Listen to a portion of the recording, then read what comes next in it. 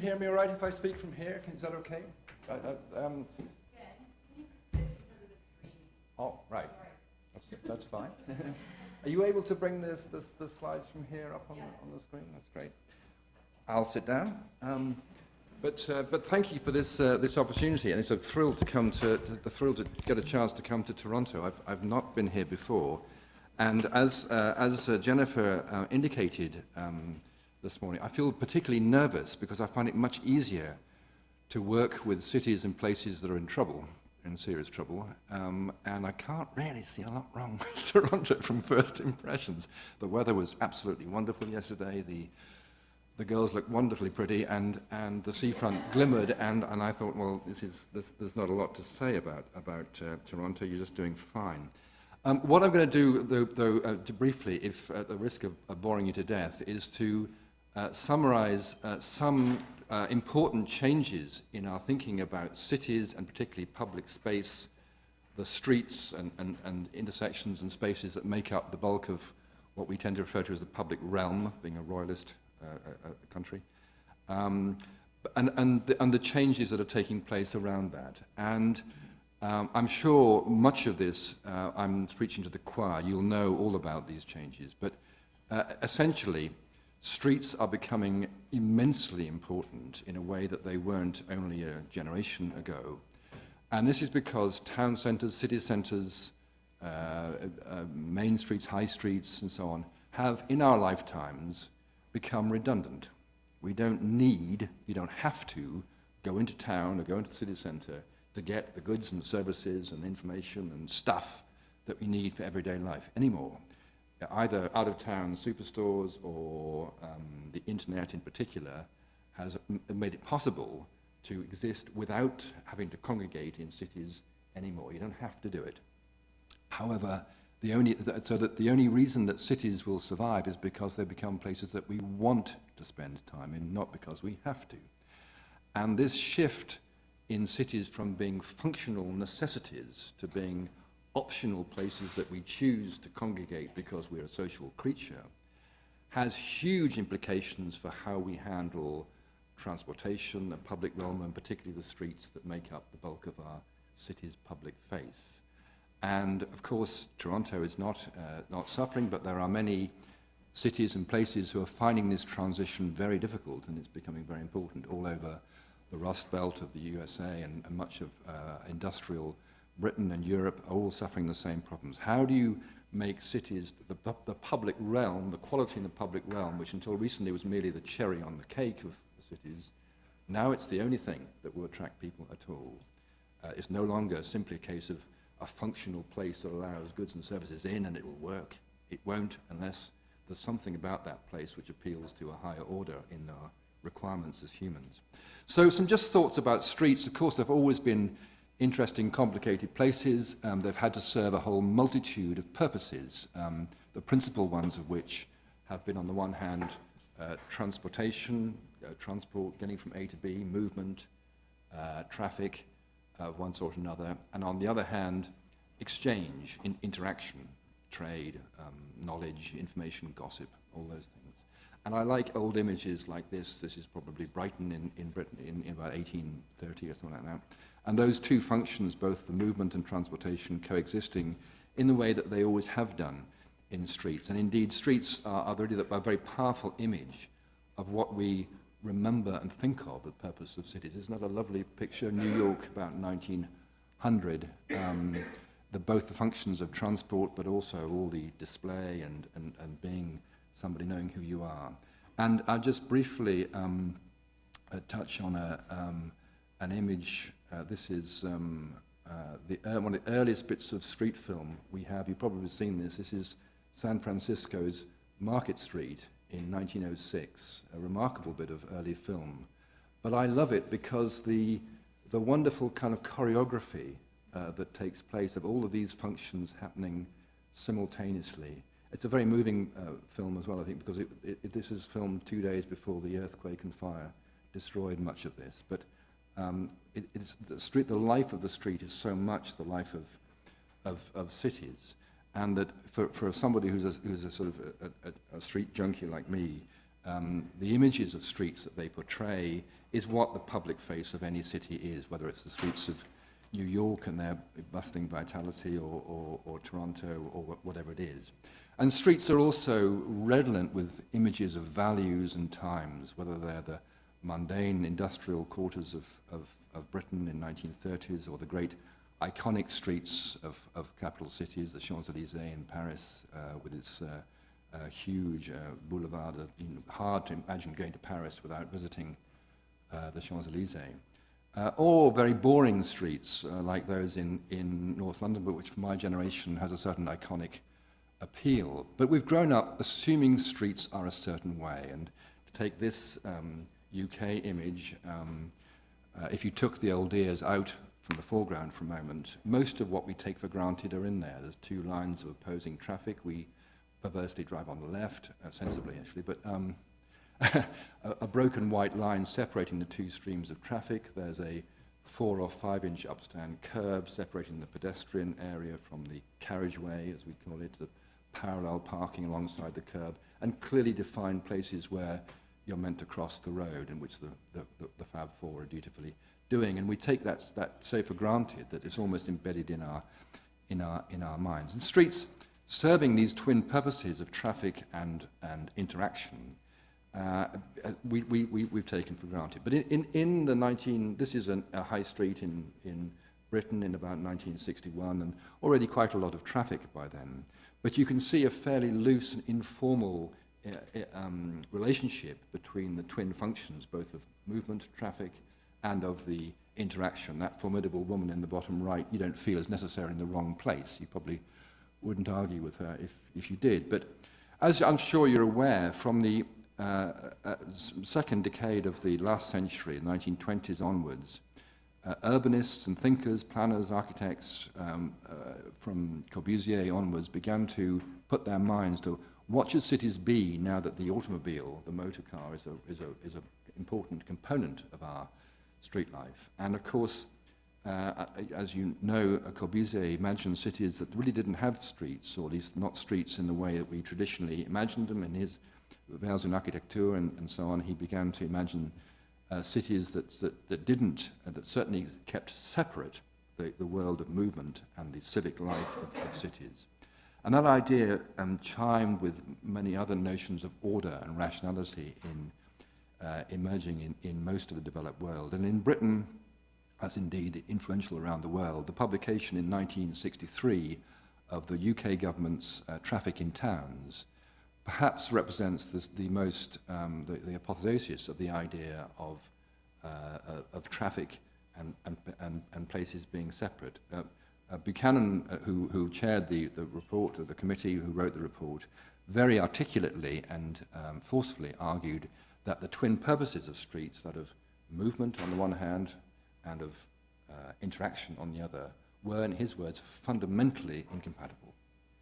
And he then advised that the principle of engineering and architecture and urban planning should be, in his words, segregation, that we should segregate a traffic from other aspects of civic life, so that the pedestrian precinct emerges a new concept in the 1960s, areas free of traffic, or other sketches that emerged from his report from the early 60s of cities being on different levels, where all the transportation and movement could run freely at one level and all the civic life, shopping, whatever it was, at another level. And most, although this is Tottenham Court Road, a sketch for Tottenham Court Road in London, it wasn't built that way, thankfully, but you can see traces of this principle affecting the design in the 60s and 70s in most of the major cities around the world. It was a principle that was taken up very strongly by politicians at the time. This was the first sentence of the resulting policy document that the UK government produced in 1966. Traffic segregation was the keynote. And so that in turn had implications for the way we envisaged the public realm and streets, what they were for. I'm just old enough to have been at school when this leaflet was sent to every school to be pinned up and for teachers to run through it, to remind children, their parents, that streets were really not places to be, and indeed the idea that children maybe separate out children's play to somewhere else to take place. But for me, the poster, the safety poster, the notion of what safety meant and how you dealt with it became important. This is a safety poster from 1981 by the UK government with a very stark message, unusual for Britain. I mean, even the Americans don't kill people for making a mistake, but well, maybe they do. But the idea here of the curb as being a very powerful psychological as well as physical barrier between two quite separate worlds, and the penalty for transgressing those boundaries were pretty severe. It was an interesting poster, incidentally, because it was hugely successful in its own right. It was aimed at reducing the number of child pedestrian deaths and injuries. It did that very successfully because by reducing, of course, hugely the number of child pedestrians. Not surprisingly, parents, given this message, chose to start driving their children to school or whatever it was. So children, at that time of that poster, began very rapidly to vanish from the streets. So on the face of it, the numbers of children came down. The fact that they die of obesity or whatever further down the line is not the Department for Transport's a problem. But it's given us, of course, a very familiar landscape, whether it's the same, really, whether in North America or in Britain, of a segregated world whereby the public realm does not really include the carriageway, the bit that the traffic engineers want. You can, if you're lucky, press a button and apply for permission to cross, but essentially the public realm stops at that curb and starts again, possibly on the other side. And it's more than a physical divide, it's also an organizational one. Generally throughout the world, the people who look after the bit in the middle are different departments, different bits of the organization to the people who look after the public realm. They come from usually different educational backgrounds, different professional affiliations, they dress slightly differently. The people who do the public realm, roll neck, grey cashmere, designer jerseys and thick glasses, or the people who do the carriageways have striped polyester ties. It's I'm sorry, but it's not polyester. but essentially, the notion of segregation is still a very dominant component of our cities, and we assume that those images are still with us. So that as we try and implement that, of course, we've created streets which are then filled with all sorts of interventions. This is perhaps an unkind cartoon from similar intersections in the UK, but whilst it's full of measures introduced, no doubt, for good reasons at the time, individual good reasons, collectively they make no place at all. And if that's unkind as a cartoon, let me remind you what London can be like. This is the approach into London from Kew Gardens, a space absolutely full of very expensive kit that has to be installed and maintained at public expense, all put in place because of the assumptions that it's necessary in order to resolve all the complex movements that space has to fulfill. Of course, it's also a political statement about how we value space, that was formerly at the foreground of a coaching inn in the background. You can just see it behind the traffic signals. So previously it would have been a place of entry into the north bank of the city. It's on the edge of a bridge, Kew Bridge. But cities that have become very articulate, we have tended to fill, as I go around looking at cities, an amazing amount of expense still goes into the notion of segregation. I'm not quite sure what this town, Guildford, is expecting, maybe an escape of bears or something, I don't know why. But of course it's under pressure because, of course, as cities need to respond to the quality of footfall of people becoming vital, then those barriers that set up on the principles of segregation become very difficult. So as I'm sure you're aware, a huge change is taking place not only around Europe and the UK, but in North America and the rest of the world, of rethinking our streets, to misquote the Beatles, to think about whether we expand the public realm to assume those spaces that traffic moves in, and whether one can do that without jeopardizing the accessibility and movement within the city. And I was lucky enough from year 2000 to his death in 2008 to work with a traffic engineer, the head of road safety for the northern provinces of the Netherlands, the late Hans Monderman. Has anybody here heard of Hans Monderman? I think he spoke in Toronto before his death. Pretty extraordinary traffic engineer, but he was somebody who tried to rethink what that relationship between traffic and cities might be. starting in his largely rural native Friesland in the north of the Netherlands. But this statement of his about safety, that a safe street is one that tells a rich and interesting story, always struck me as interesting. That he, in other words, he linked the psychological messages that a space gives to the rather important but often mundane subject of safety. And he began to, through his work, explore other ways in which small towns, villages, as well as cities might change. And on the first day I met him, he drew on a napkin a diagram which I've since used all the time. And this is really the only slide of mine which is of any importance at all, but it's the only one with words on, but it's important. And he points out that we have two very different types of highway. We will continue to need high-capacity, specific highways, busy freeways, motorways as we call them, major trunk roads or major strategic routes. And for them to work well, they require certain characteristics. They tend to be highly regulated by the state. We pass exams to use them. We have to take a driving test and so on. We accept the strictures of the police and the state. We expect standardization and consistency. They're the same whether you're in Canada or anywhere else in North America or indeed anywhere in Europe. You'd recognize a motorway anywhere. They tend to be highly predictable and systematic and crucially single purpose. We don't use motorways for socializing or for trade or for any other purpose. And that's what makes them work well. We also expect a very simple relationship of information through signs and markings to allow us to understand and to use them. And that's what makes them work well. But the public realm of cities could not be more different. Everything about successful public space has exactly the opposite characteristics.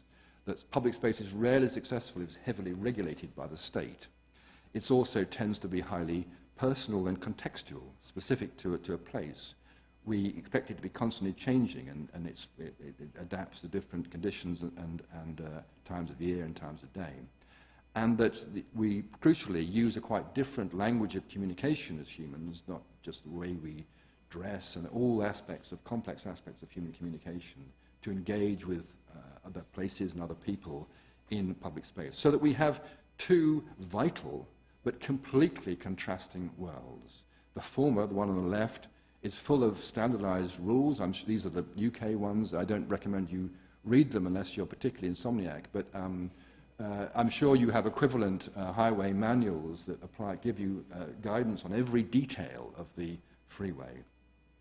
But the public realm is very different, and the difficulty I would contend in many cities, and Toronto is actually no exception in this, is confusion about where those two worlds come together. And this is an example from Britain, but it's classic places where you're not sure whether it's public space or whether it's highway.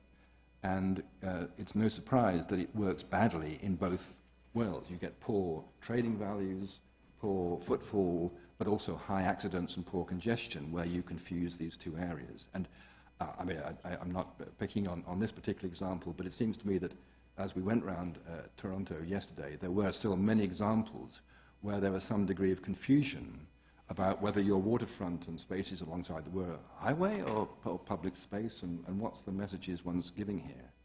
And this is important because every detail of the city is highly articulate about its purpose, and all sorts of stuff we overlay and load onto our cities to try and take in. And coming back to Hans Mondermann, one of the interesting first things he said to me is that if you want to create safe driving, if you want to pursue safety, never, ever treat drivers as idiots, because they'll act as idiots. So there's a simple aspect of psychology that we've now learnt. If you treat children as idiots, they tend to act as idiots. Every teacher knows that. So that never, in other words, never, it's very dangerous for the state to try and do the driver's thinking for them. I'm sorry, a North American example, but we often try and do that, and the result is that we often are trying to communicate in the public realm in very clumsy and often very ineffective ways. I mean, the city where I come from has these strange signs. Nobody knows what they mean, and no one takes the blindest bit of notice because we're in social space. We take our cues. We don't need to take common sense. And indeed, even here, you get some pretty complicated. It spends hours working out how you're supposed to cross the road as a pedestrian. Signs we've always known from as we get more understanding of psychology, are a pretty ineffective way to influence behavior at the best of times. But signs also, and a way in which we handle the public realm, down to the very detail, is very, very articulate about what places are about. And in my job, visiting city after city, within 5 minutes of the railway station, you see hundreds of signs which are redolent about what the values of a place are and what's considered important. And I don't want to be unkind in this street, but it seems to me that the placement of this column here on this footway it says a lot about wheelchair users or whatever. Somebody, a child with a parent with a buggy is trying to get past or so on. Would find that difficult. There's a statement about priority there. But I want to slightly change tack because what has also happened, as well as the economic changes that have come to influence cities, we've also in the last couple of decades learnt much more about behavioral psychology, about who we are, the DNA discoveries, and understanding much more about human behavior. And I want to just start with an image just of an ice rink. Because if you can imagine for one moment you'd never experienced an ice rink, you've never seen one, most of us have used, particularly in Canada, it's a great sport.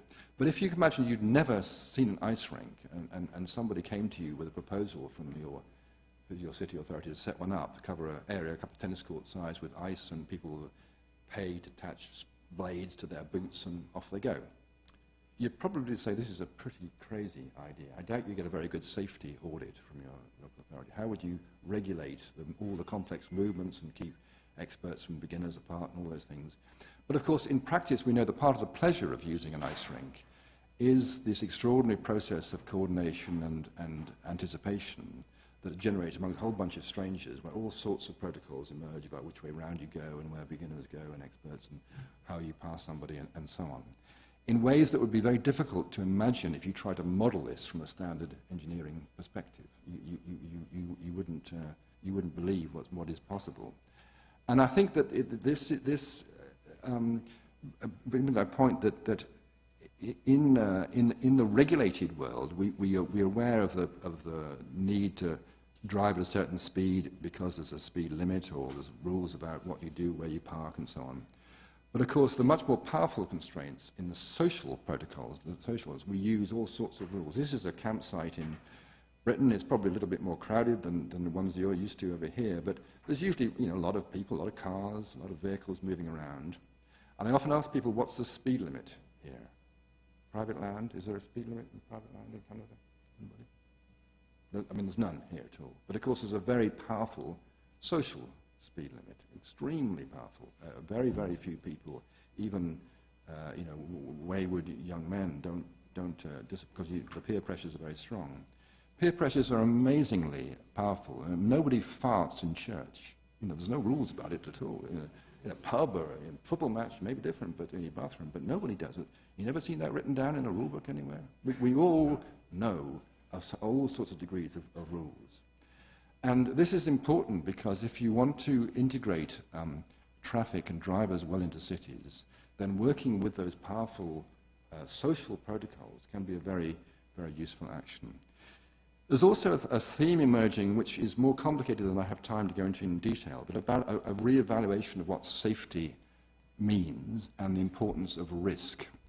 For many years, we've tended to assume, particularly in transportation and movement, it's a dangerous thing, driving half-ton vehicles around, bits of metal, that we needed to remove risk in order to add to safety. And since people like Professor John Adams, whose book on risk I do recommend from 1995, but many others, you'll see there a UK publication. CABE is the UK government's design advisory body. And there they're publishing the value of risk in designing public spaces. In other words, pointing out that we achieve our safety by the presence and awareness of hazards. Preventing access to hazards doesn't necessarily make us safe. We respond to our risk assessment of a place by constantly being exposed to hazards and responding to them. And this can be very important because it can challenge the notion of risk compensation effect. In other words, that if you protect somebody from exposure to a hazard, you simply adjust your behavior to the level of risk with which you're previously comfortable. And this is important. I'm going to take this odd example to use, but this is an area of Jerusalem called the Bnei Brak.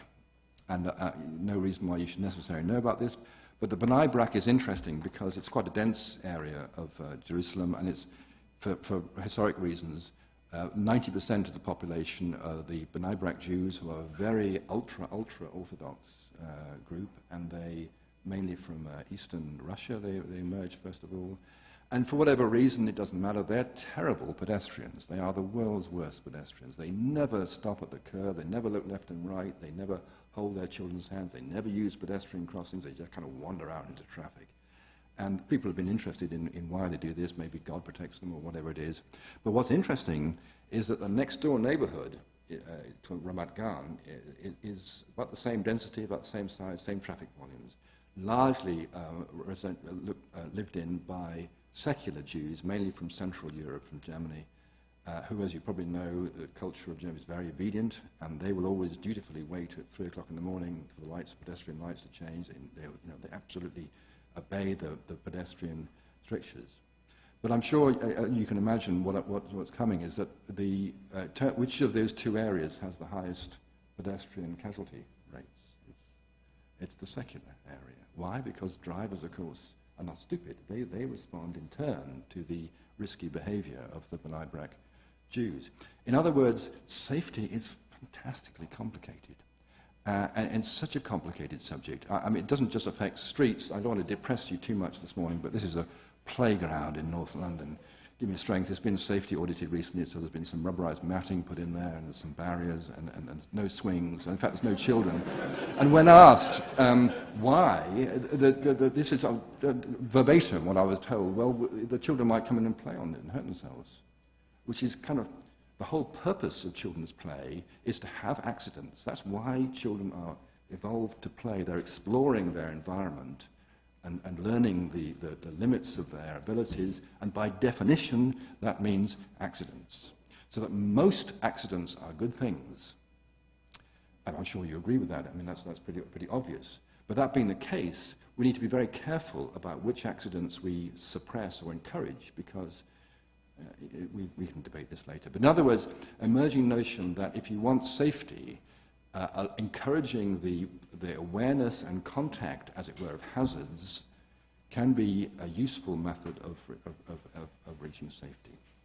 And that if you want safe cities, particularly ones that work well with drivers, the key thing is to shift away from most engineers, if you're trained enough, you want certainty, predictability, standardization. You want to be certain that you know what to find. But actually, the human brain works well when it's surprised, and introducing things into the city which just cause you to be aware of and alert to change. So that in the work that we do, we're constantly looking at ways to introduce ambiguity, uncertainty, intrigue into cities, because they're the things that draw us to cities in the first place, and they're the ways in which you can then up the level of awareness and contact with drivers. Now, I'm going to just briefly touch your thoughts on speed, because clearly speed is perhaps the most single critical dimension of traffic in cities. I'm sure you're all aware of the relationship between speed and likelihood of fatalities, but also between speed of traffic and all other comfort factors for pedestrians and so on. And I've always was intrigued by this graph, which is the same. Up on the left is the percent likelihood of being killed at different speed, and I'm sure that's pretty obvious. You're more likely to be killed at the faster traffic's going. But it isn't a straight line. It's a very, very pronounced kink around about 18, 19, 20, 21 miles an hour. And it's the same kink if you study pedestrian comfort levels or pedestrian footfall levels and so on. And I was intrigued by this until I had the good chance to run into Professor E.O. Wilson, the evolutionary biologist at Harvard, and he pointed out that, of course, the human species is designed around a speed associated with its maximum running speed. A fit young hunter chasing an antelope runs at about 20 miles an hour, I couldn't do that nowadays, but modern Olympic runners run about 21, 22 miles an hour. And our skull thickness, our rib cage, our ability to make eye contact is all premised around our evolutionary design speed. And there's no point in having a skull any thicker than that because you're merely carrying a weight penalty and you won't catch the antelope in the first place. So it therefore seems to make a lot of sense in the design of cities to work within that evolutionary context. And this is important because almost every city I work with, when you discuss speed, premises the debate in the context of speed limits. Would that be right? You talk about what the speed limit should be in a city.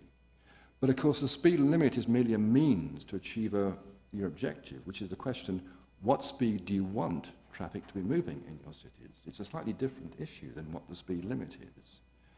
And it seems to me that one of the most important things that a city can do is to have the debate and decide what is the appropriate speed in different contexts, different bits of your city. And one of the things we always do is to make sure that we don't use that in round numbers. That every project has a design speed of traffic, maybe 16, 17 miles an hour, or 21 or 22, we avoid it. But the speeds are important because, of course, speed of traffic is so crucial to determining the accessibility of children or older people or people who are blind or partially sighted and so on, that the ability to respond to individual needs is critically dependent on speed. So again, the late Hans Mondermann began to devise a streetscape language where he could achieve whatever design speed the politicians or what the city felt was appropriate. And I'm just going to very, very quickly touch on some of his work. When I first met him, he took me to this place. This was a former traffic signal control junction in the middle of a market town called Oosterwolde. And it was much busier than this when he took me there on the first day. And he was a very sober, suited civil servant, avuncular kind of character, didn't look like a revolutionary. But we watched it for a while, and he said to me, "Have you ever seen so many traffic violations in one place? It's wonderful. That's why it's good. That's why it's safe. There's no God. You have to look out for yourself." And indeed, in Oosterwolde, after the signals went, the traffic flowed through it as well as it always had done, in fact, a little bit better. But it's not uncommon to see people standing around having conversations. I think the city authorities employ this old boy to walk back and forth across the middle to keep it safe. But I want to just touch on this issue of risk, how this can play out. A very common problem, I'm sure you have examples here in the suburbs and so on, is where a school, particularly a primary school or infant school, has a playground facing onto or fronting a busy street. It's a very common issue. And usually the solution is to build a stronger fence or wall between the children and the street, keep them safe and so on. Well, Hans Mondermann came across a similar problem. This is in a town called Noordlaren in the Netherlands. And he took the opposite view. He took the wall down and extended the school playground, the primary school playground, across the street. So you drive into this town through the primary school playground. There's no signs, there's no speed limits and so on. But of course, it's not quite as simple as that. But essentially, you can't go past this school without being intimately aware of what the place is about, all the benches that the parents wait for their children on spill out into the street, and you simply couldn't drive past here without being aware of what this place was. And of course, you can imagine it was quite a difficult project to get through the education authorities and get a safety approval and so on, but it's been in place for 10 years now. Hans arguing that, look, children are going to have to be aware of and come to terms with the realities of traffic, and they're going to have to learn what that means. And where better to do that than in school? And so this project typified really his rather counterintuitive approach to safety, to extend to have a conversation between the street and the building, the school, in a way to achieve both transportation and safety benefits. There are many examples from here. I won't touch on too many today, but streets which have begun to resolve the problem of how you reconcile high volumes of traffic with busy and vital streets. This is in the town of Hennef, near Bonn in Germany, a street which is done 20 years ago now, but it's resolved that very well through very simple devices such as the central median strip and the use of the lighting columns in the middle of the street and the canopy of the trees. Perhaps less spectacularly, the work of Fritz Kobe, the engineer from Bern in Switzerland, on the major arterial routes that run into the city of Bern. Bern's a largely radial, star-shaped city, and it has these very busy streets carrying 20 to 25,000 vehicles a day. I'm just going to show you one of the ones that inspired Hans. This was one of the early junctions that Hans Mondermann did in Drachten. This is a junction carrying maybe 17,000 vehicles a day. It was traffic signals before. He took the traffic signals out. And of course, many people at the time thought this was pretty crazy. But when they came to look at the capacity of the junction and the safety record, it improved. You can see why the analogy with the ice rink, I think, is a useful one. It's I think that when it came to Fritz Kobe's work, let me just see if I can find. This is just, I mean, forgive me, it's very boring for people who aren't interested in streets, but I just strapped a camera to one of the lighting columns on one of his major arterial routes, and these are busy streets. These are carrying 23,000 vehicles a day into the centre of Bern. And he worked very hard to try and create a simple, cheap, cost-effective environment which would make these streets entirely pedestrian permeable. As he took out all the signals, the whole lot, all of the pedestrian crossings, and you can get a feel from this grainy picture of the way in which pedestrians just flow across the traffic, because he started with the design speed, and he threw various tricks to do with the very carefully thought out dimensions, which doesn't hold up. In fact, the junctions and the streets are very efficient because they're constantly flowing. It's very, very rare for the traffic to come to a standstill. But because your journey time is determined by the speed of the vehicle in front, there's really no point in driving any faster, but you always catch up the vehicle in front anyway. And so I don't know whether this brief clip gives you a sense of how it is possible, I think, to reconfigure even busy streets to allow them to fulfill the functions of linking together the trading areas on the side. And of course, the outcome of this scheme was an enormous increase in rental value of the spaces alongside these arteries, which previously had been pretty unpopular. But I think that you may have seen variants on this, but I think the work in Bern was certainly very helpful to us in the UK in reassuring us that it was possible to introduce the qualities of the right-hand side of the graph, those of the public realm, even in very busy transport corridors. And you just, isn't she nice, this little skipping girl? Great. Anyway, Bern is merely one example, but I think that other examples, particularly of being able to link railway stations to the town centres, is a thing that I know you've had issues with here, with Union Station and so on. Most cities around the world have the problem of how you overcome the barrier effect of major routes in front of railway stations and link across the city centres. In Aachen, in Germany, this busy 5-lane inner ring road previously cut off the station from the town centre, and merely a simple bit of placemaking, the insertion of this brushed concrete ellipse, was enough to not only signal a very clear route from the station entrance out to the city centre, but also made it very clear to drivers what this place was and how their behaviour had to adapt to cope with it. And there are many, many examples now of squares all over Europe where the signals generally are coming out and placemaking being used to rebalance the notion of traffic movement around a design speed. This is one of my favourites. This is in Sweden. This is a place called Skvallatorget. That means Gossip Square, I think, anybody speaks Swedish. And this is a junction by the university which handles about 13,500 vehicles. Most, there's a sort of frame created around this very strong paving pattern. Most of the pedestrians simply walk across the middle of it. Some walk around the edge. Hans Mondermann's, before he died, his masterpiece was a junction called Dekaden in Drachten, the Lawaiplein, as this is called, which was previously a very badly congested signal control junction. And he took all the signals out and created this roundabout.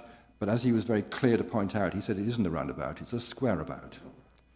And what he meant by that was that the traffic engineering is merely one element. The emphasis should be on the square, the plus, the Platz, not on the traffic element. And that everything about this scheme starts with a unity of place. It's not a particularly attractive architecture, but the way that the materials have been chosen all emphasize the notion of this junction as an important place by the theatre, and the lighting at night and so on all adds to that impression that the downplays the traffic engineering element of it. Not that it works better than it did before in terms of flows. The bus, the time for traffic to get through it has improved markedly. Now, boring but important that the UK government's publication of this document, Manual for Streets, which signalled a very important change by the British government, a recognition that streets were both places in their own right as well as corridors for movement. And it's had a very important effect on engineering and design and streetscape in the UK. Crucially, it also includes a move away from safety auditing, of looking at streets and traffic merely from a single safety perspective, to what they call quality audits, whereby safety is merely one in a number of objectives of a scheme, which could be all sorts of things that you want to achieve, which you then test safety within the context of what other things you're trying to achieve. And perhaps the most iconic of the results of those schemes is, some of you may have heard of this Exhibition Road in Kensington, a very remarkable bit of London, which connects all this Hyde Park at the top and South Kensington, all the great museums, the Victoria and Albert, the Science Museum, the Natural History Museum, the Ismaili Centre, the Goethe Institute, the École Française, all of the great institutions of London are grouped around this street, which formerly really didn't have much in of itself, much quality to speak about, these great buildings and institutions. It was a place that really didn't have much intrinsic value. And over a course of 10 years, under very strong political leadership in this part of London, I was lucky enough to be a small part of the team working on ways in which we could rethink the nature of such a street, keep the traffic moving through it. It's not huge amounts, it's 9,000 vehicles a day, it's not high by London standards, but it's enough to create a new sort of street, a linear park, a linear public space, which would still allow the important access to different parts of the city, but reconnect the purpose of the buildings. And of course, we're doing so by recognizing that pedestrians are, of course, the world's greatest Pythagoreans. They always take the hypotenuse that pedestrians are diagonal movers. And most pedestrian crossings are engineered orthogonally, and that's not the way we cross the road. So one of the themes for Exhibition Road was a paving pattern which reflected that. It's finished now.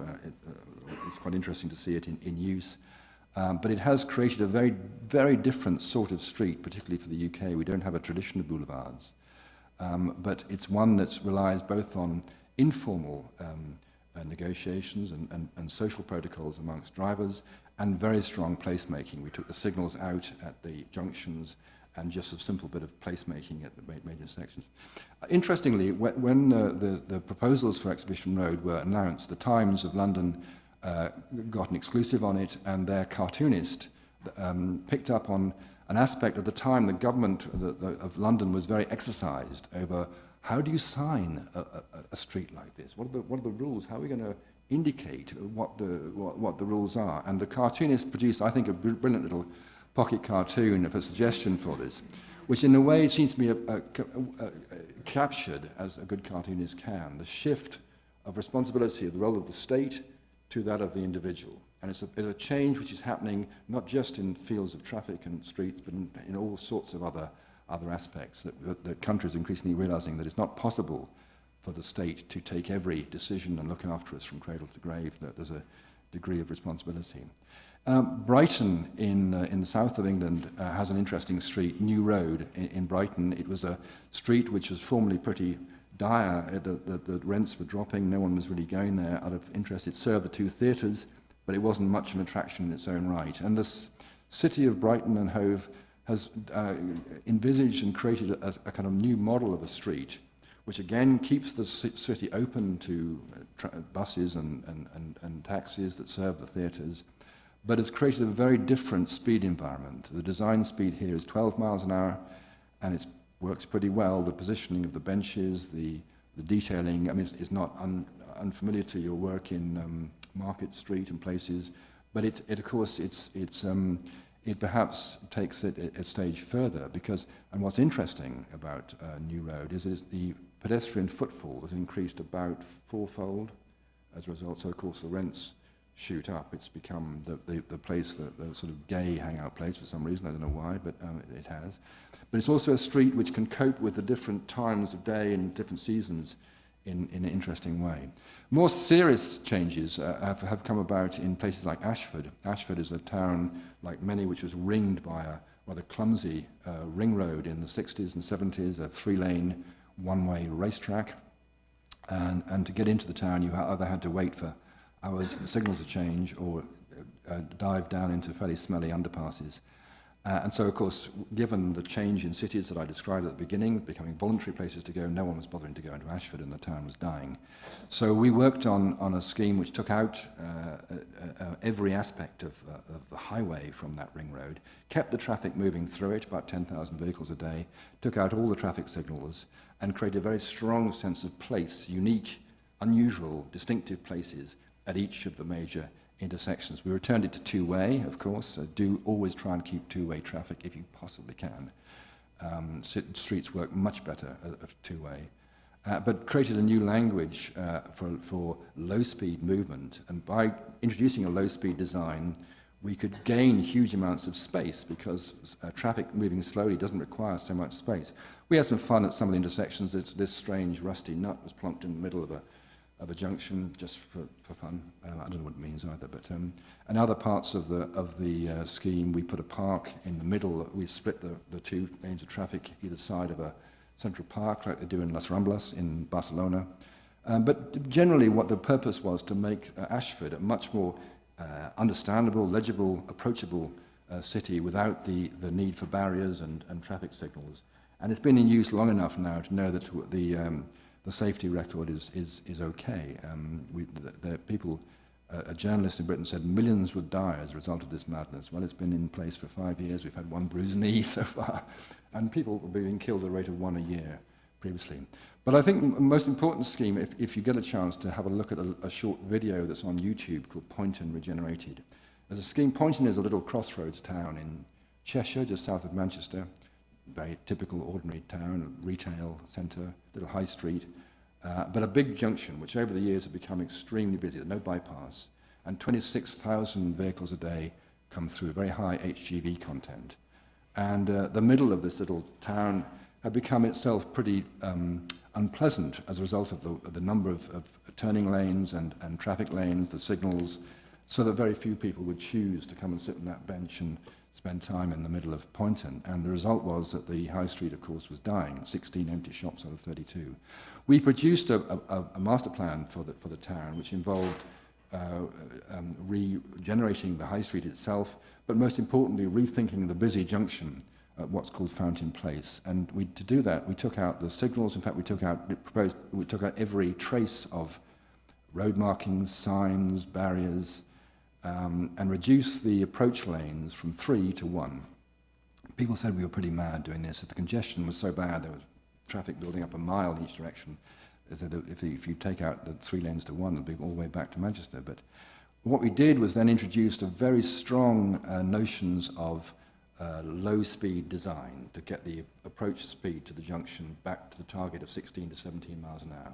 Interesting, there was a big debate about this. We didn't change the speed limit. We didn't bother.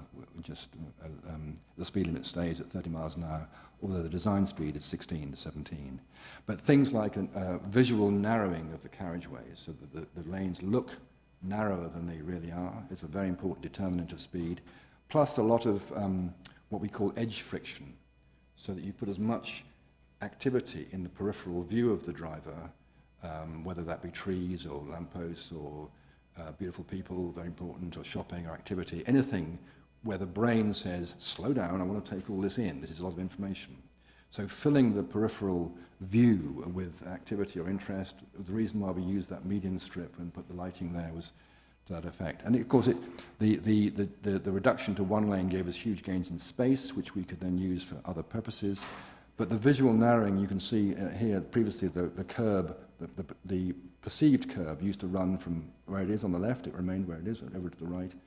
But the driver actually now senses a very different approach. And we introduced these courtesy crossings into the high street, deliberately angled to reflect desire lines of pedestrians.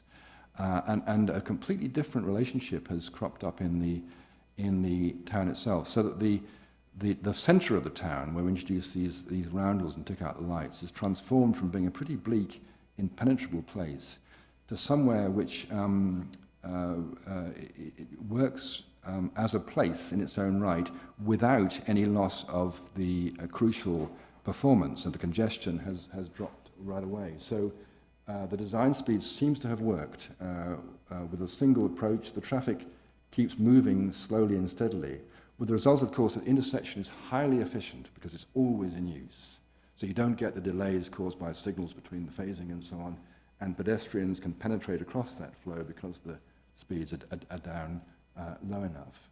And it's an interesting outcome because, of course, it challenged a lot of preconceived notion of what was possible with this volume of traffic.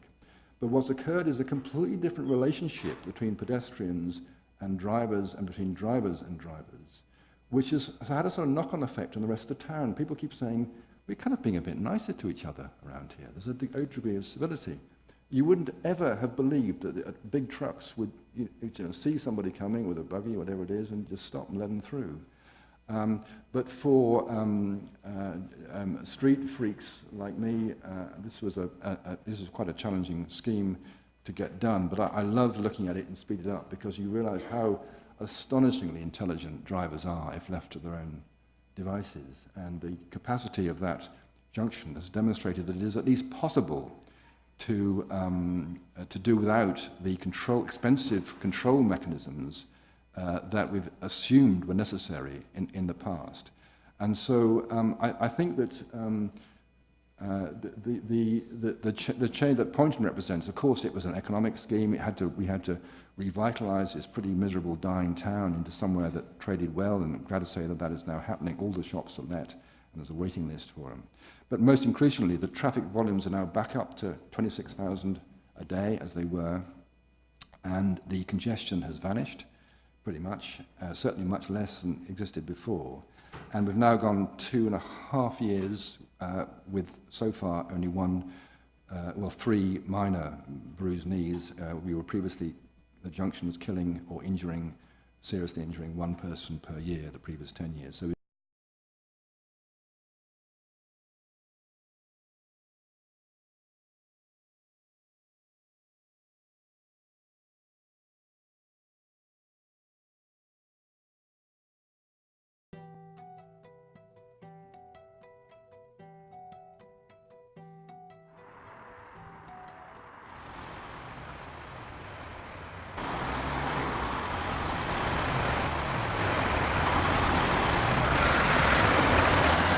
wait at the moment. I've worked here for about 10 years and it's been the same all the time. Having to cross one lot of traffic lights, then to wait for the other set of traffic lights. Traffic's coming from you all angles, turning left, right. It's horrendous.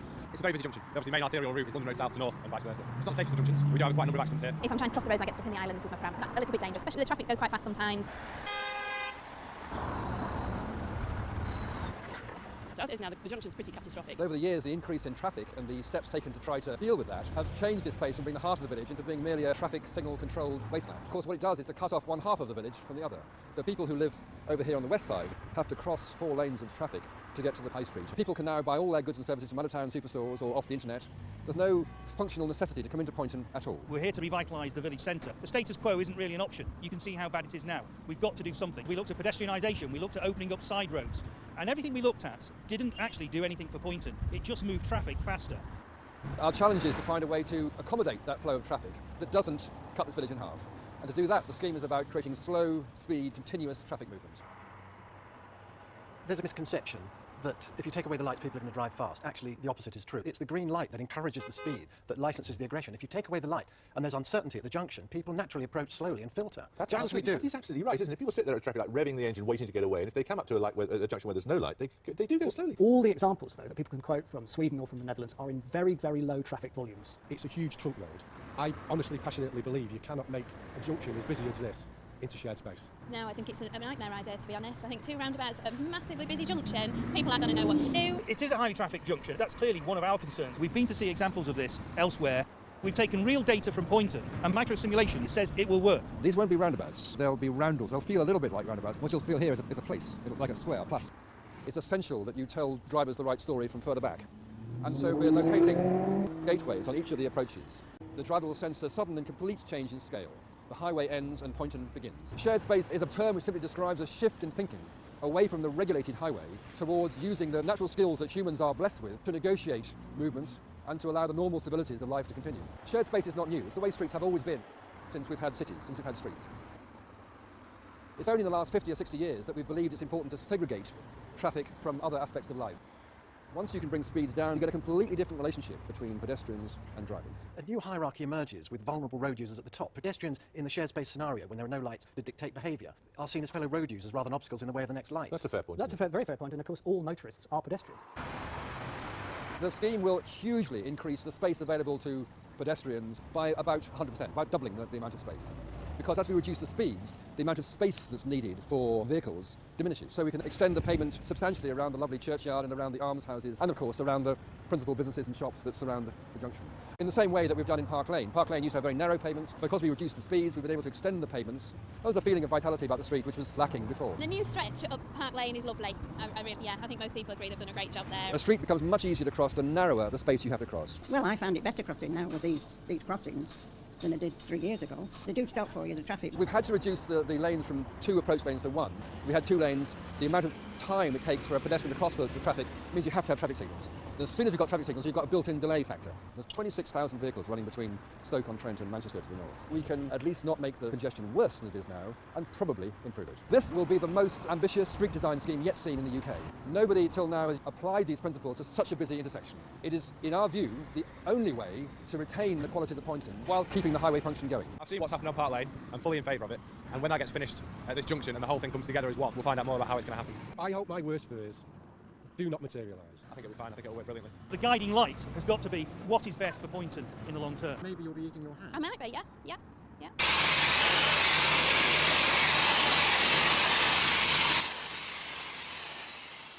It's been hell living here whilst this has been going on. Anybody who's ever had a new kitchen or a new bathroom will know that you have to go through some pain to get what you want in the end. We wouldn't be doing it if we thought it was going to make the place worse. We would not have gone to the trouble we have to get the investment to put into Poynton if we didn't think it had some chance of success. It's just getting people's heads around it, really. So yeah, you've got to give it a go, definitely, yeah. The most important thing was revitalising Poynton. Poynton was dying, but the vehicle movement and the traffic at Fountain Place was key to the success of a revitalisation.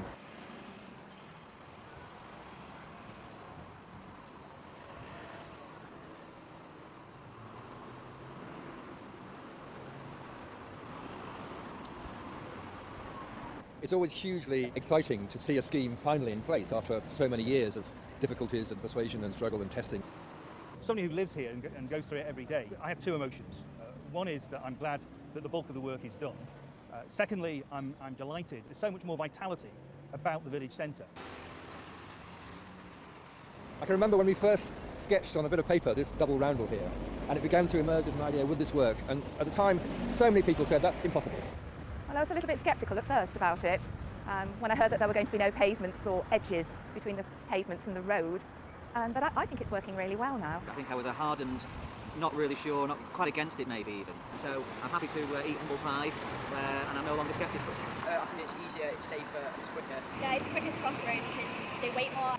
Walking around before was, you'd be stood at the traffic lights and there were so many sets of lights, you just seemed to be stood waiting for ages, whereas now it's much better. Most people crossing the road will wave. That goes on and feeds other small gestures of kindness and consideration. It's interesting the number of people who say shared space isn't covered by the Highway Code, until you actually point out all the sections of the Highway Code that actually cover these circumstances, such as driving with due care and attention, driving with due regard for other people. It doesn't create any traffic jams. People are aware of the slow down, look and go.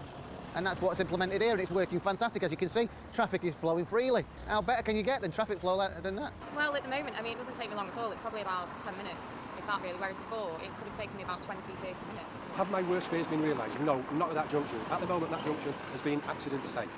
With Fountain Place, the numbers of accidents are incredibly reduced, whereas prior to the scheme with traffic lights, we had quite a few serious incidents involving pedestrians, whereas now we haven't had one. We started this scheme not on the basis of a speed limit, but of a design speed, that we wanted to create a space which would generate a certain speed profile, and it seems to be working. The speed patterns are about right for the junction. They're a right compromise between getting the traffic moving through and allowing for pedestrian movements and all the interactions at the junction. I think it works without a 20-mile-an-hour limit, and I think if we can do that, it's so much the better. The other thing that I've personally been delighted with is to see the number of cyclists out. It could be the Olympic effect, it could be any one of a dozen things, but it is very pleasing to see cyclists moving around. What's often difficult to remember is now how much more space we have here. We're taking out 3 lanes on the approach roads on either side before, now down to a single lane approach. A lot of people at the time thought that was impossible. You couldn't cope with this volume of traffic with only single lane approaches. And I think what Poynton has demonstrated is that it is possible to create this continuous flow, low speed environment, still cope with pedestrian crossing movements, and most importantly, recreate a space, a place outside the church in the centre of Fountain Place here, which is part of the town and is no longer merely an appendage to the highway. And when you think back to the way this was, the division that this created, it has become a different sort of town. It's a different place. The traffic was the issue, and shared space helped us make this a more comfortable place to be. If you're not comfortable, you're not going to dwell. If you're not going to spend any time here, what's the chances of you spending any money here? It certainly doesn't feel like a dying small town high street anymore. Given that we're only 3-4 months over it being substantively complete at this stage, very encouraging. You know, it's more than green shoots. We've had a lot more people from out of town, young families who have not really considered the option of Poynton because they probably didn't know about it. And then all of a sudden, we've got this fantastic shared space scheme. It's certainly made it a more pleasurable place to walk around. What we've done through the design and all the rest of it is unified both sides of the street, and the public feel that they can cross anywhere. If you understand the background of the scheme, you can see why that is a good thing. The advantages of shared space for blind people are the nice, wide, flat pavements, which is easier for guiding somebody along, plus the absence of curbs. There is tactile paving, there's a contrast. We've provided different light intensities to indicate where crossing might take place, and now we've got visibility bands around the lampposts. People with a physical disability, it's absolutely marvellous. I find all the traffic, vans, cars, motorcycles, very, very courteous, and they all seem to stop the minute they see me. What this has done is to move forward our understanding of traffic and people interface and interaction. And it's done so in a way that I hope will be a benefit not just for Poynton, but for many other towns that don't have bypasses and have to cope with lots and lots of traffic and movement. So it's really brought the place into the 21st century. It has a very calming effect, and I think we're all being kinder to each other, motorists and pedestrians alike. By investing as we have done, we believe that we've established a place where people want to be that will serve us not just for the next year or two, but for many years to come.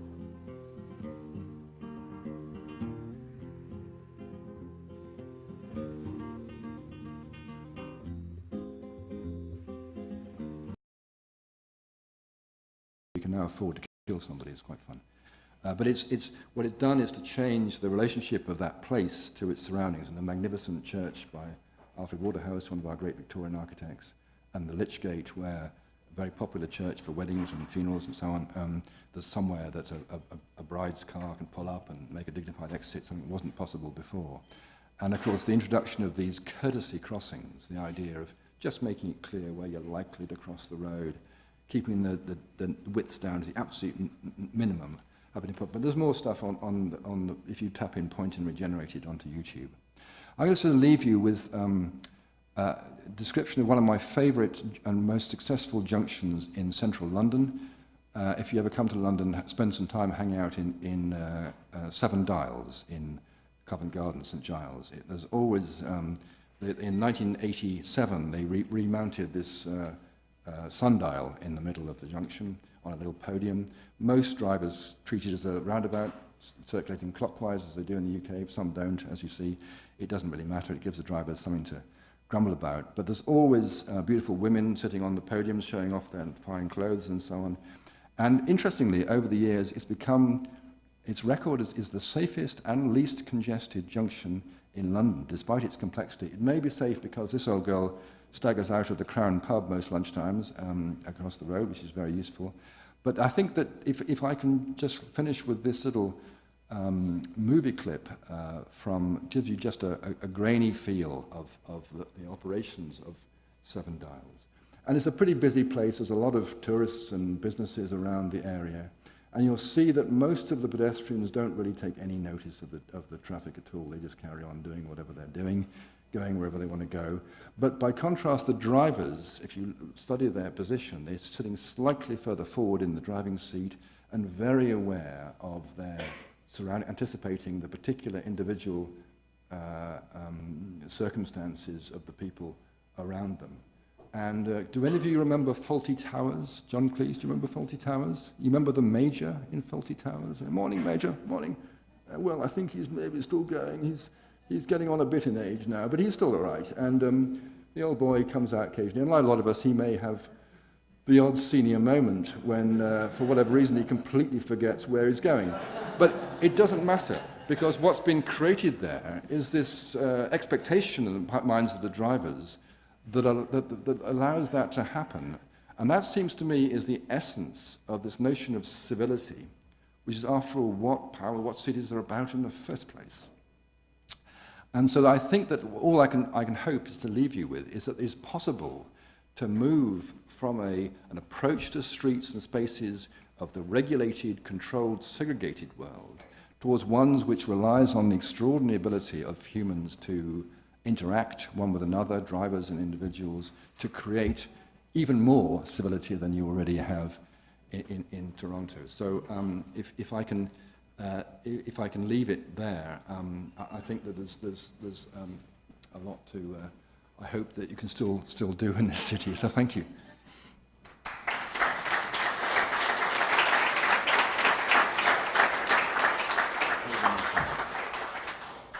Thanks very much, Ben. That was extremely enlightening, and I can say certainly from working in the City of Toronto and having to deal with some of the challenges that we've had, and in particular one that I've got personal experience with, which is Union Station, and trying to do some changes around Front Street at Union Station.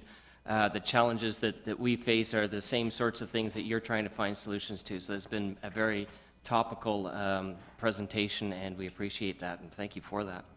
What we're going to do next is move on then to some of the Toronto case studies, and we're going to look at Market Street and John Street, and Elise and Harold are going to be presenting. I'm not sure if there's an order, but I'll just turn it over at this point, and we'll take it from there. How's that? I'm sorry? I was going to. I don't mind if you want to. Okay. Would you like me to do it from here? Okay.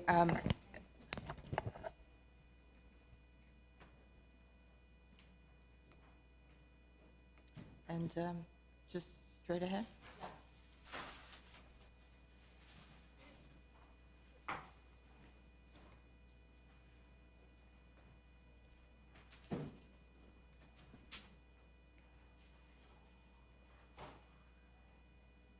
Okay, thank you, everyone. This is whoops. What is a road? You can read it because it's one of our best streets. Okay, Market Street, it's College Street West. It's our transportation services presentation mascot. And we like this image a lot, apart from the cyclists not wearing helmets. We like it. Market Street, it's College Street West. It's our transportation services presentation mascot. And we like this image a lot, apart from the cyclists not wearing helmets. Market Street, it's College Street West. It's our transportation services because it's one of our best streets. It's not only lively and attractive, but Market Street, it's College Street West. It's our transportation services presentation mascot. And we like this image a lot, apart from the cyclists not wearing helmets. Market Street, it's College Street West. It's our transportation services presentation mascot. And we like this image a lot, apart from the cyclists not wearing helmets. We like it because it's one of our best streets. It's not only lively and attractive, but it accommodates all users in a more traditional. You're getting email alerts. I'm getting email notes. Okay. Yes. So. All right, thank you. All right, it's a complete street, but it goes beyond the title to create a large. All right, thank you. All right, it's a complete street. All right, thank you.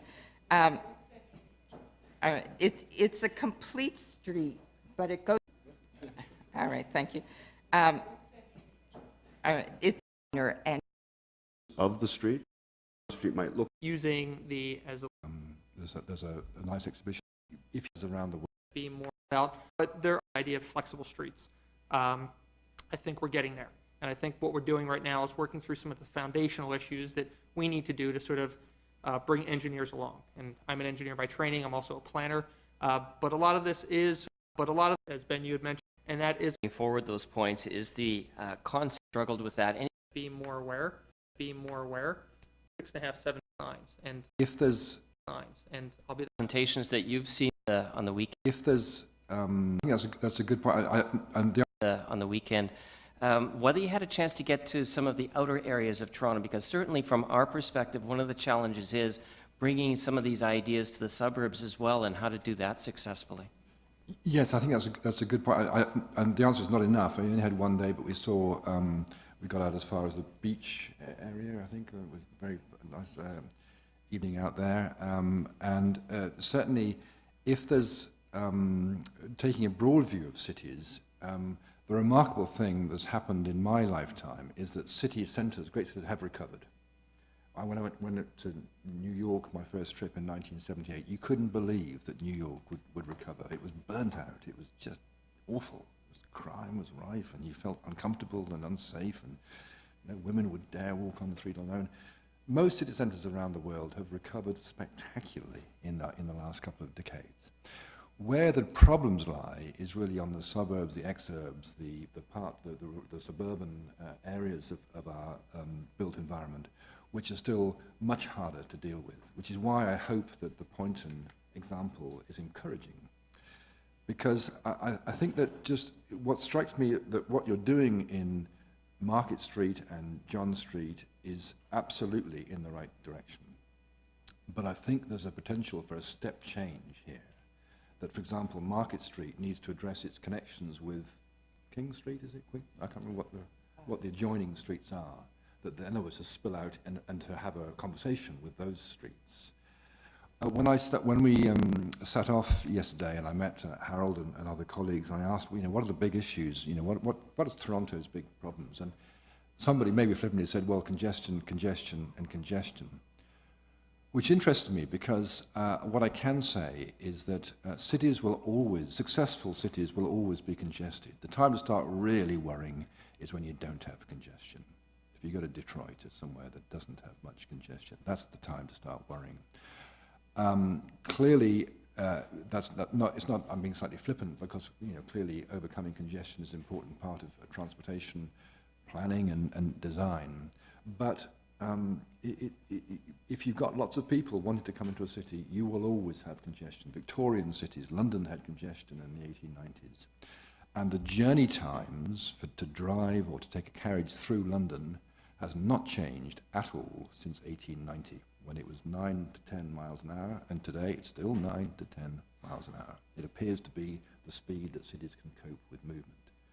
So I do think that the work that you're doing here is excellent, but I think that there's questions that you need to clarify, particularly about design speed, particularly about the nature of risk and what that means for you, and particularly about a term which did come up in Harold's, which I would pick up on, the notion of pedestrian priority. We never, ever use the term pedestrian priority, if you can possibly imagine. Nobody has priority any more than if you go to a dinner party, who has priority? You don't talk about those things. So I would advise you to stop using the term pedestrian priority. I'd also advise you, if you're possibly brave enough, always to jaywalk and always walk across the road. It's a wonderful contribution to road safety. And likewise, don't wear a helmet if you're brave enough. It's also a very good way to make streets much safer. There's a nice exhibition downstairs about D-Day, and traditionally we've always honoured people, particularly young men, who've been brave enough to make their lives less safe in order for the common good. And not wearing a helmet is one way that you can contribute to making life safer. Provoking comments there. Harold, pedestrian priority, I know it's a term that's common and used quite a bit here in Toronto, and certainly what Ben is saying is maybe throw out that rule book and start to look at balancing things in a different way that sort of looks at opportunities for all. And I just wondered, in that context, do you have any comments back to Ben or on the presentations that you've seen this morning?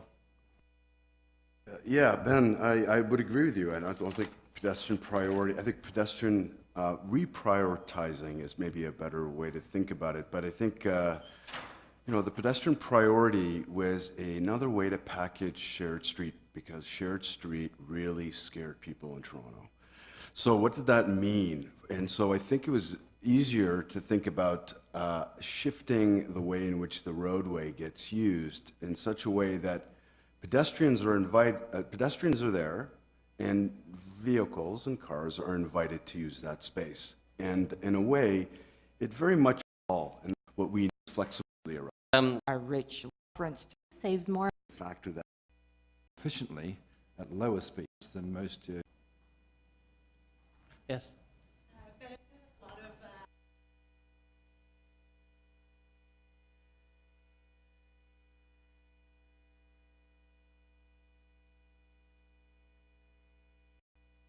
What the design,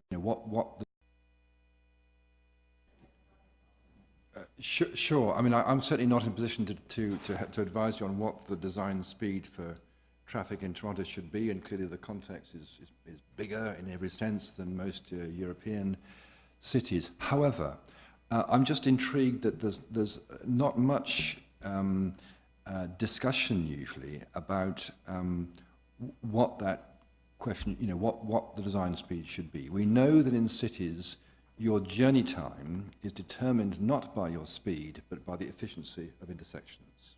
That's first and foremost. And that we also know that intersections work more efficiently at lower speeds than at higher speeds. That's pretty obvious. If you had a design speed of 100 miles an hour, you'd have to have very long phases between traffic signals in order to cope with the phasing. So it seems to me sensible to start on the basis of what is the most optimum, the most efficient design speed for your intersections, because as a big grid city, it's intersections which determines your speed, and that's the case wherever you are, whether it's the suburban or city centre context. I can see no reason why next time I come, I have the opportunity and the pleasure of coming back to Toronto, I see no more traffic signals in this city. They're expensive things to maintain, and more than anything else, they define the notion of the state taking decisions for us, not citizens taking decisions themselves. And it's perfectly possible to do. It would be great to see Toronto as the first major American city to do so. More interesting comments. Okay, I'm not sure if that answers the question, but it gets you thinking. Any other questions before we wrap up for today? Yes. I think Ben just answered the question I was going to ask, but I'll just elaborate on a little. In Elisa's Parker's presentation, she mentioned in Market Street that it wasn't a pilot project, and I was really happy to see that, because it implies that this will be replicated throughout the city. And Ben noted that he'd like to see us look at intersections differently. I'm just wondering, Ben, in terms of your experience in cities, how do you get to the next step in terms of embedding that different way of thinking in terms of how the city looks at intersections and designs of intersection, in terms of moving from specific projects to embedding that in the way we do our business, in the way we finance capital improvements, and to kind of put that culture in place? And are there examples of cities that have moved to that second step? Gosh, that's a good question. I mean, I think that you're wise not to call Market Street a pilot. I think that's sensible. But there's no doubt that the first step is always the hardest in these processes, that you need your local examples to build on. And for some reason, precedents that happen in another city or another country are less convincing or less effective for most of your public and politicians and press. So the great thing is to pick somewhere that makes sense in terms of having you usually need a crisis or a problem in order to spur a project of this kind. So whether that's spurred by safety concerns, there are a couple of intersections I know here that I think have relatively high pedestrian casualty rates, and you maybe pick those, or ones that are badly causing congestion, or which are forming a barrier effect between your wonderful waterfront and the city, or whatever it is. Just pick somewhere that needs some place qualities as opposed to merely the intersection characteristics that I tried to caricature. And I mean, there's lots of those examples here. And once you've got one in place, it's much easier to do the second, third, and the fourth, and then you get the momentum, political momentum behind you. Great. I'll take one more question before we wrap up. Yes.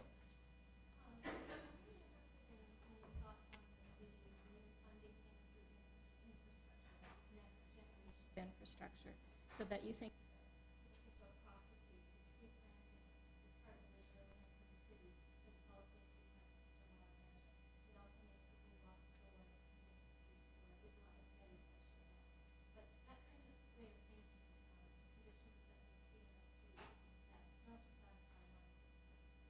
In my experience,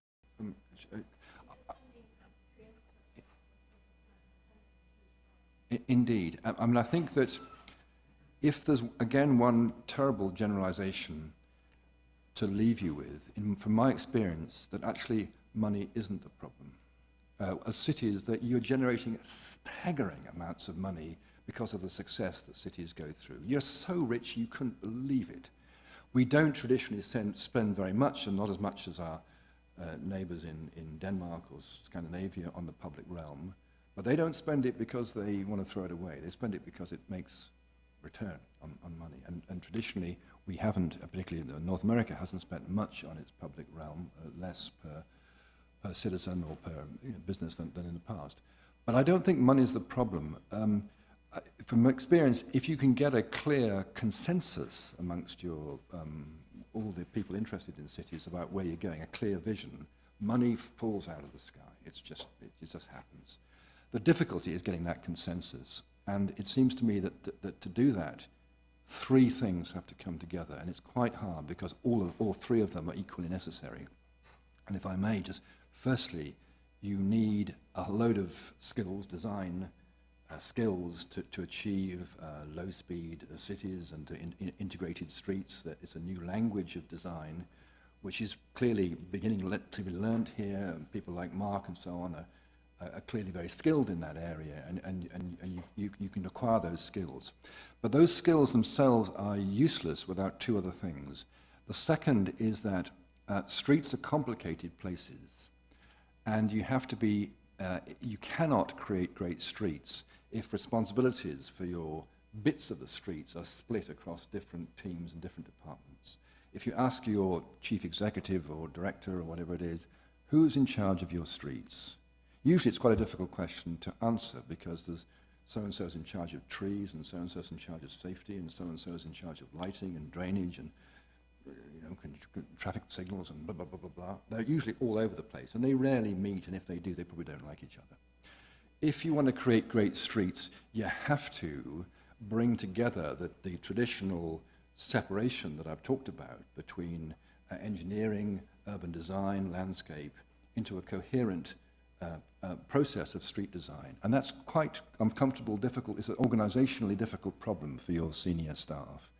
When we did the Ashford project, we spent 6 months getting people to take their clothes off.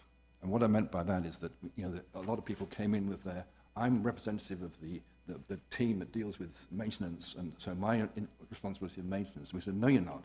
You're a member of the team for Ashford. You're no longer an architect or a landscape architect or a traffic engineer or whatever it is. You're focused on saving the economy of Ashford, nothing else. So, get naked. We had a game that if anybody ever, referred to their professional institution, they had to take an article of clothing off. Sort of daft game of strip poker that emerged. But bringing together integrated teams is an organizational problem that cities face, and because you've inherited a segregated system, because that was how the streets were dealt with. But thirdly and finally, you will have no great streets unless you have a clear vision of what you want Toronto to be in the first place. You can't create streets without and the vision for the city is not a technical problem, it's a political problem.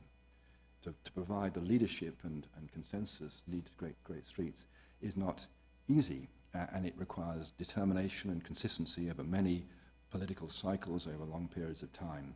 I mean, it's encouraging that, you know, on the desk here there's some very well constructed documents about you know, the vision for Toronto. So I think that's encouraging.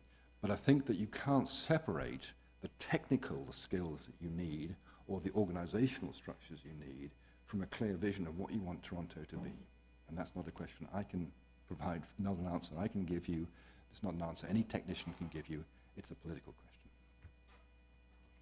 Thanks very much, Ben, and thanks to the panelists, Harold, Elise, and Stephen on the comments and the great presentations this morning.